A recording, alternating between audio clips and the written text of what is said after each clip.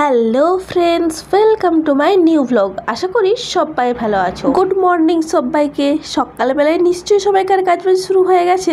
আমার যখন হয়েছে তোমাদেরও হবে। সকালবেলায় একবারে বাজার নিয়ে বাড়ি, ওই যে মেয়েকে স্কুলে দিয়ে আসা হলো আর বাজারও নিয়ে আসা হলো। ভাতটা বসিয়ে দিয়েছি, তারপর মাছটাও ভাজতে দিয়ে দিলাম, আর এই ফাঁকে সবজিগুলোকেও কেটে নিয়েছিলাম। আর এই যে লাউ ডাঁটাগুলো দেখছো, এগুলো কিন্তু পরিষ্কার করতে বেশ অনেকটা টাইম লাগে। সেজন্য আমি খানিকক্ষণ জলের মধ্যে এরকম চুবিয়ে রাখি, তাহলে কি হয়, ওর গায়ে যেসব নোংরা বালি থাকে সেগুলো কিন্তু খুব সহজেই ছেড়ে আসে। এদিকে রান্না তো অনেক বাকি। এই মধ্যে মেয়ে চলে এসেছে স্কুল থেকে, কারণ আজ স্কুলে ছিল লাস্ট ডে। আজ অল্প একটু স্কুল হয়েছে, গ্রীষ্মের ছুটি পড়ে গেল। বেশ অনেক দিনেই কিন্তু ছুটিটা আছে। আচ্ছা, এই গ্রীষ্মের ছুটিতে তোমরা কোথায় ঘুরতে যাচ্ছ কমেন্ট করে জানাবে তো। আমরা এরকম কোনো কিছু তো এখনো প্ল্যান করিনি, কোথাও যাবার প্ল্যান নেই। তবে ওই বাপের ঘর, শ্বশুর বাড়ি, এগুলো তো যাওয়াই যাবে, তাই না? স্কুল থেকে আসার পরে মেয়ের দুষ্টুমি শুরু। দেখেছো কত বদমাশি করছে সারাদিন ঘরের মধ্যে।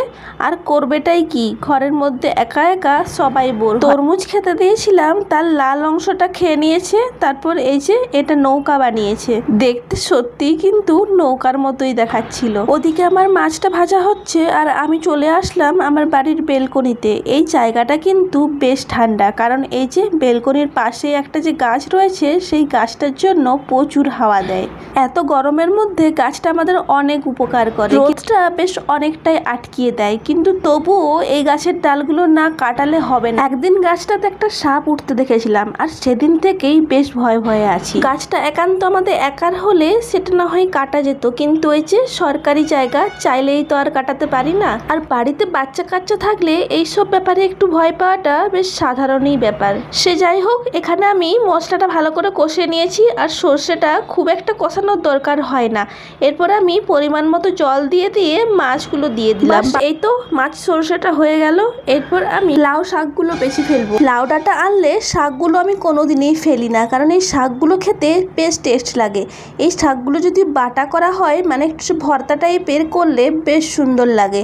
ওই মিক্সিতে পাতাগুলো দিয়ে খানিকটা সর্ষে, রসুন এইসব দিয়ে পর ভালোভাবে পেস্ট করে নিয়ে তেলের মধ্যে যদি একটু কালো জিরে দেওয়া হয়, তারপর এটা দিয়ে দেওয়া হয়, আর একটু ভাজা ভাজা করে নেওয়া হয় না, দারুণ খেতে লাগে।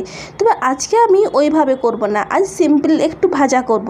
আর আজকে রান্না করতেও কিন্তু বেশ অনেকটাই টাইম হয়ে গেছে, মানে এরপর তাড়াতাড়ি রান্না না করলে কর্তামশাইকে না খেয়ে অফিস যেতে হবে। তাই জন্য আমি একটু খুব তাড়াতাড়ির মধ্যেই ছিলাম। এদিকে মেয়ের বায়নার তো শেষ নেই, এটা খাবো ওটা খাবো তো চলছেই। এখানে আমার শাকগুলো কাটা হয়ে গেছে, এরপর এটা ভালো করে পরিষ্কার করে ধুয়ে নিতে হবে। আর এই লাউ পাতার উপরেও কিন্তু প্রচুর সরু সরু বালি থাকে, মানে এত বালি থাকে, সেগুলো যদি ভালো করে না ধোয়া হয় রান্নাটাই বেকার হয়ে যাবে।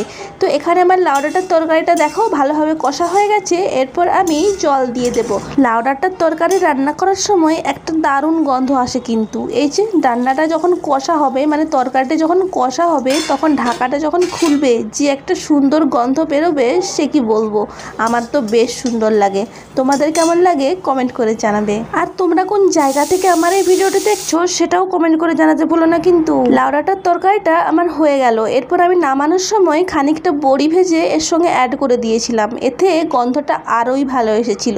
তো এখানে আমি খাবার দিয়ে দিচ্ছি কর্তাকে, কারণ অনেক লেট হয়ে গেছে। ওদিকে কিন্তু কড়াইয়ের শাকটা এখনো হচ্ছে। শাকটা আমি আজকে খুব চটজলদির মধ্যে একেবারে ফোড়ন দিয়ে বসিয়ে দিয়েছি। তো ফ্রেন্ডস, চলো আজ ভিডিওটা এখানেই শেষ করছি। ফিরে আসবো নতুন ভিডিওর সঙ্গে। তো সবাই ভালো থাকো, সুস্থ থাকো, টাটা।